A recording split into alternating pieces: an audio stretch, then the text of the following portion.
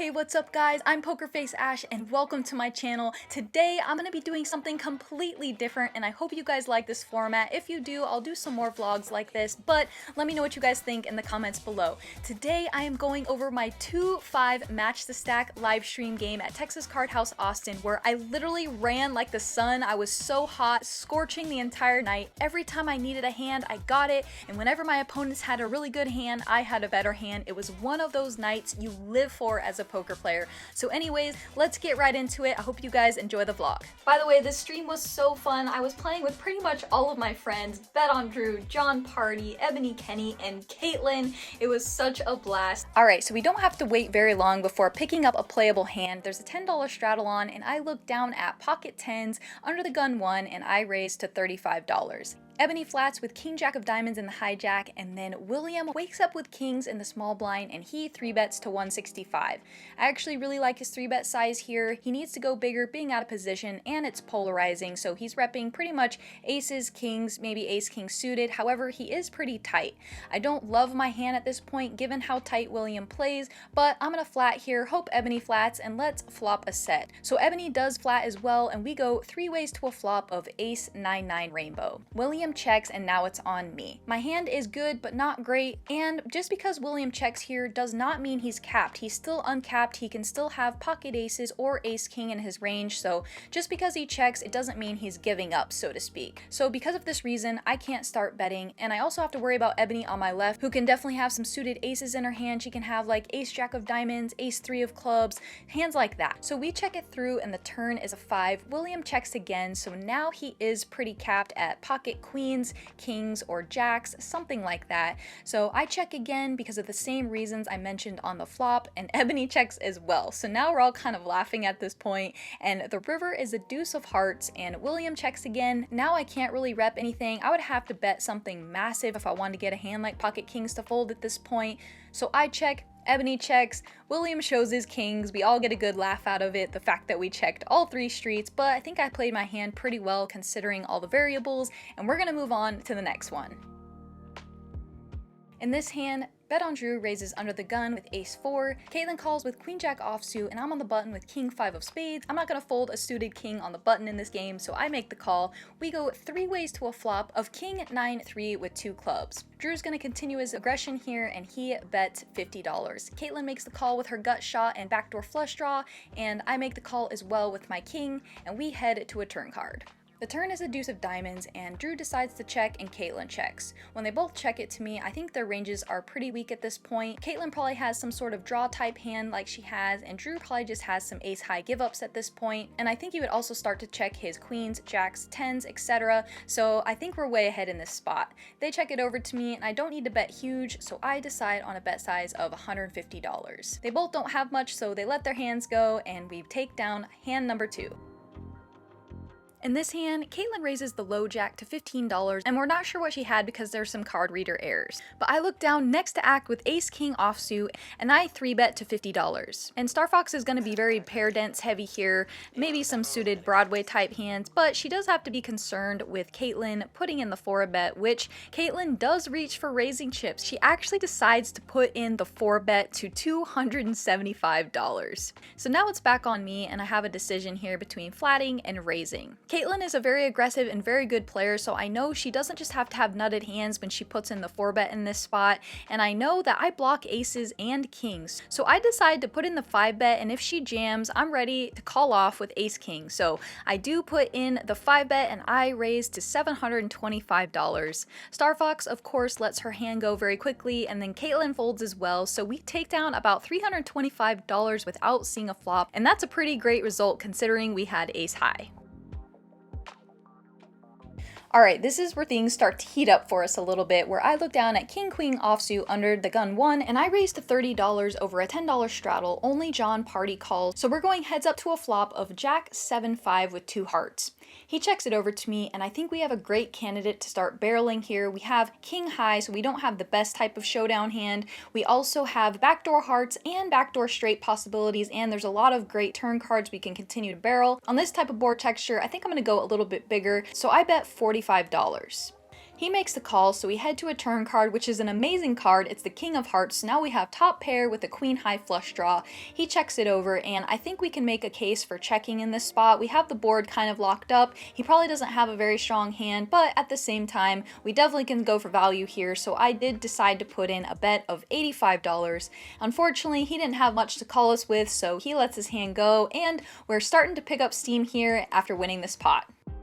In this hand, there's a 2, 5, 10, $20 straddle on, and I am in a $10 straddle. It folds around to Caitlin in the big blind, and she raises to $110 with ace-3 offsuit. I'm in a little bit of a weird spot here because of her pretty large raise size. I don't really want to put in a 3-bet, although I probably would if she didn't raise this big, because King 10 suited is a pretty good 3-betting candidate. However, I decide to flat, even though I don't love it because I'm still vulnerable to a raise from my opponent on my left, but I do decide to flat because he wasn't being super aggressive and I thought that he would probably flat here a lot of the time, which he did. So we're going 3 ways to a flop in this pretty inflated pot, and the flop comes King 10 4 with 2 spades. So now we are starting to pick up some steam, flopping top 2 pair. Caitlin makes a really good check, and now it's on me. I can't let this check through on a super wet and dynamic board, so I decide to bet around half pot, and I bet $150. Unfortunately, my opponents don't really have anything to call me with, but we do pick up another nice pot. In this hand, Drew raises under the gun with King 10 offsuit to $15. It folds all the way around to me on the button, and I look down at the ladies' pocket queens. I don't need to 3-bet pretty big here being in position, so I go for a standard size of around 3x, and I make it $50. He makes the call, so we're going heads up to a flop of 4, 6, 7, all spades. He checks it over to me, and now this specific board with my hand holding the Queen of Spades, as you can see, we do not need to bet very big here. We're going to be checking the majority of the time, only betting a small percentage of the time. The reason for that is it's hard for my opponent to have a very strong hand on this type of texture, but this texture is also really bad because there's a lot of terrible turn cards that can come for our hand, so I'm going to check it through. We head to a turn card, which is a King of Clubs, and so now the dreaded overcard comes to our pocket queens. He checks it over to me again, and I don't really see a point in betting at this point. What worse are we going to get called by? And with the king out there, I'm not loving my hand. Plus, he knows that this card's going to be very good for me to barrel, so I know if he had a king, he would probably check it over to me at a high frequency, so I decide to check back. The river does help us out though. It is the Jack of Spades, so now we have a Queen High flush. Drew puts out a bet and he bets $40. I don't think I have a huge decision on my hands. I'm just going to put in the call and probably win this pot a huge percentage of the time, and that's exactly what happened. So now we are brewing and starting to catch some heat on this live stream. In this hand, there's not a ton to talk about, but I do pick up Ace Queen of Spades in the hijack over a $10 straddle, so I raise to $35. Only the player to my left calls, so we're going heads up to a flop of 6, 7, 7 with 2 hearts.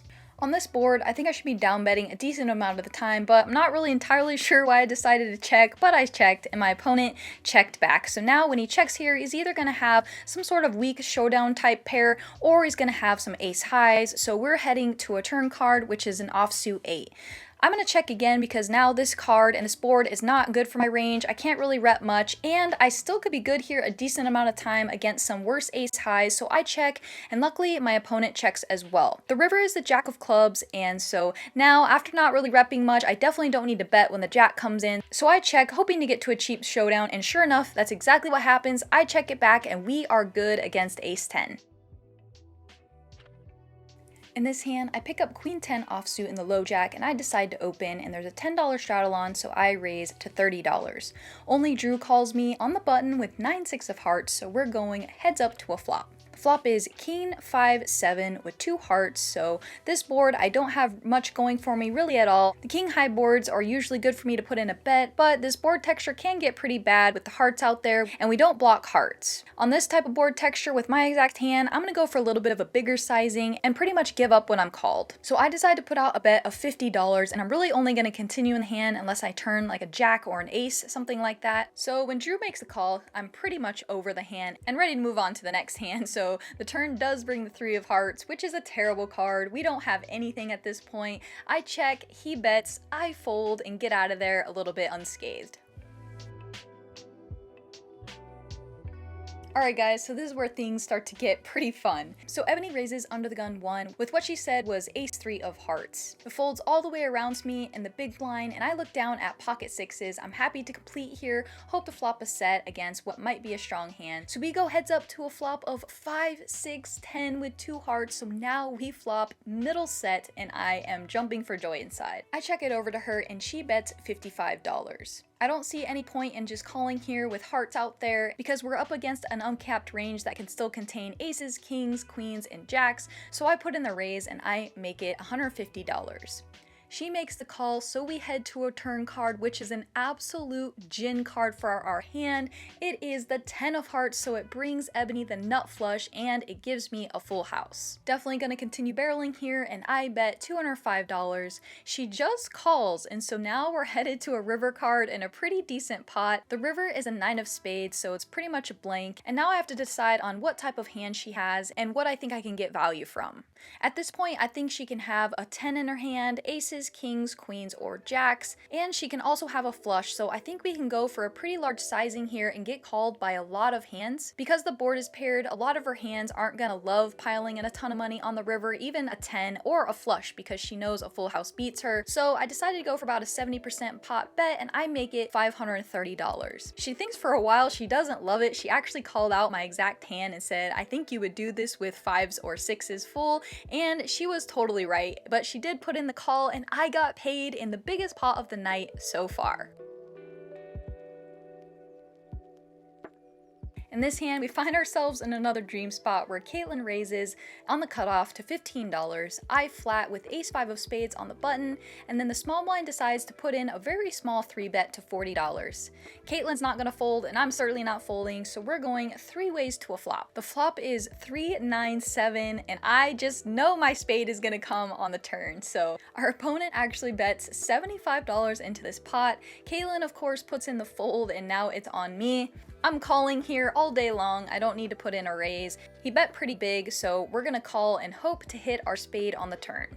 And we are starting our sun run here because the turn is a spade. So now he checks, and he was giving a little bit of table talk, and I could tell he had a hand that he was not gonna fold, but he hated the turn. And so when he checks it over to me, I'm gonna bet, and I bet $175. He makes the call, and so now we're heading to a river card, which is the Jack of Diamonds. So it's not a great card for us to continue getting action from a lot of hands. However, I totally got the vibe from my opponent that he had a hand like a set that he really didn't want to fold, or he could somehow have a hand like pocket 10s, which would be great because now he's definitely not going to fold to the river bet. But with the flush out there and the 4-liner to a straight, I'm going to try and extract as much value as I can from my opponent. So I put out a pretty chunky size of $500.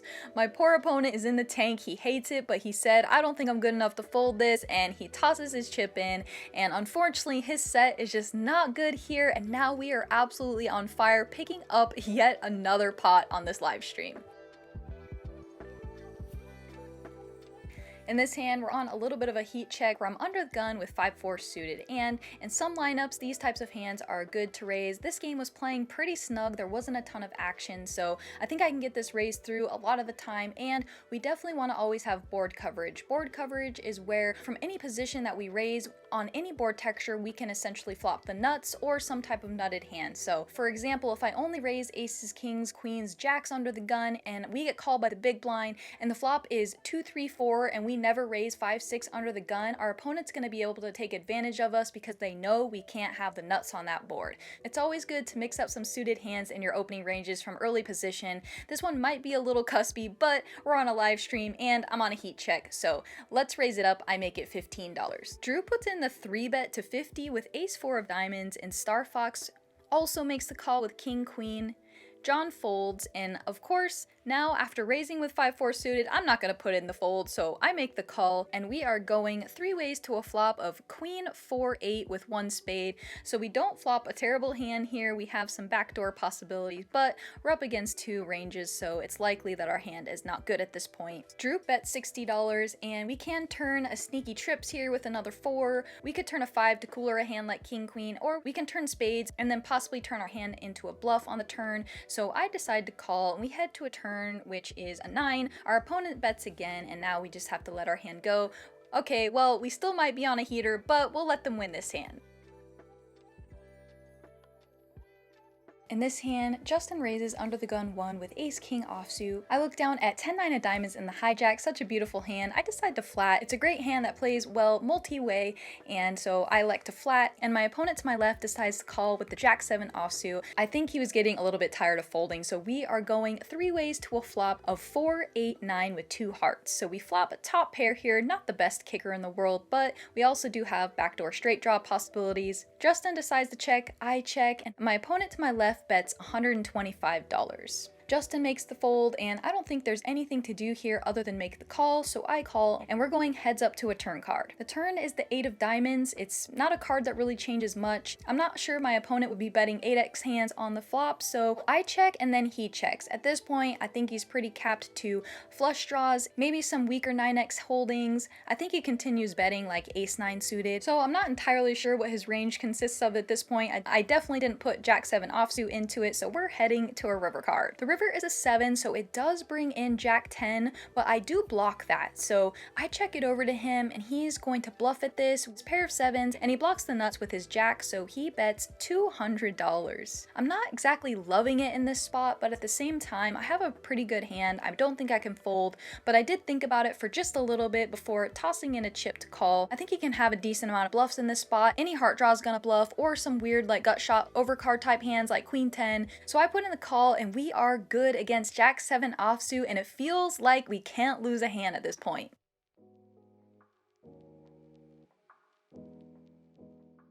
In this hand, the heater continues where we pick up pocket aces. So John Party raised under the gun 1 with 8-3 offsuit. I'm not sure if that's right or not. I 3-bet the button to $50 with pocket aces, and Drew just calls in the big blind with ace-king suited. I can't believe he did that. This pot could have been massive if he played his hand a little bit more aggressively, but we'll take the cooler spot nevertheless. So he flats, and John also calls, so we're going 3 ways to a flop. The flop is queen 9-4 with 2 spades, so we flop an overpair on this board. They both check it over to me, and unfortunately none of my opponents hit anything. I bet, they folded, we scooped the pot with pocket aces. So in this hand, Caitlin was trying to get Justin to put the straddle on, but he didn't, so instead he raises under the gun to $20. I look down at pocket aces, so I raise to $75. He just called, so now we're going heads up to a flop. The flop is 8-5-3 with 2 diamonds, and we have the ace of diamonds in our hand, so we are loving life at this point.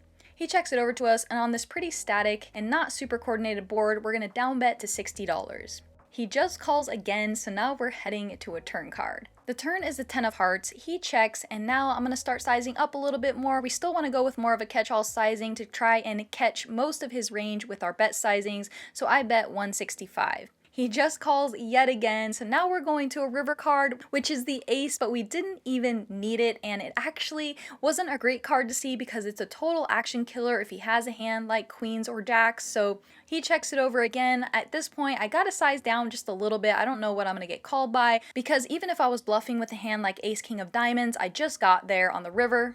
So I decide on a bet size of 275. He thinks for a while, he really doesn't want to call. He says, what do I beat? And he's right, he doesn't beat much, especially when this river comes out. But we are getting so lucky on this stream because he does indeed put in the call with his queens, and he sees the bad news, and now we are absolutely scorching in this game.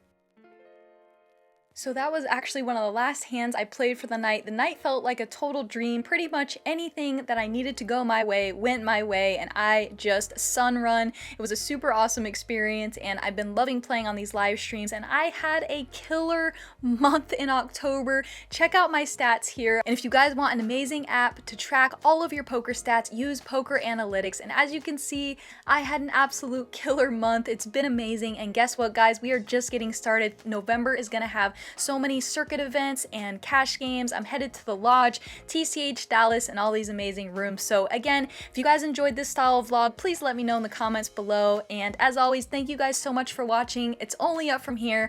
I'll see you guys next time. Alright guys, it is time to announce the 3 winners of the Poker Face Ash 25,000 subscribers giveaway. Congratulations to Joe Cairo, I don't know how to say your last name. Joe C, you have won yourself 1 free year of advanced poker training, Poker Ash merch, a signed Pokemon card by me, and some Poker Bros merch, as well as 5% of my last live stream cash game I played. So congratulations. In second place is Martin Nielsen. Congratulations, you have won yourself 6 months of advanced poker training and all that other stuff listed below. And thank you so much for subscribing and being a part of the journey. And in third place, we have Chris Valentine. Congratulations, you have won yourself 1 month of advanced poker training, 50 bucks cash, and all that good stuff. So all 3 of you will be receiving an email from me. The email address will be pokerfaceash@gmail.com. Make sure you don't respond to any other ones, and I will be sending you instructions on how to claim your prizes. So congrats, and again, thank you all for entering the giveaway. Thank you so much for being a subscriber to the channel, you guys. It is only up from here. And don't forget to sign up for advancedpokertraining.com, the best poker training website out there where you can play against real bots in real time while your advisor shows you your ranges. And you also get to see what your opponent's ranges are. It's an amazing, incredible, intuitive way to learn how to play poker. So make sure you check out advancedpokertraining.com. Don't forget to use my link below and use my promo code for a discount. All right, it's only up from here. I'll see you guys next time.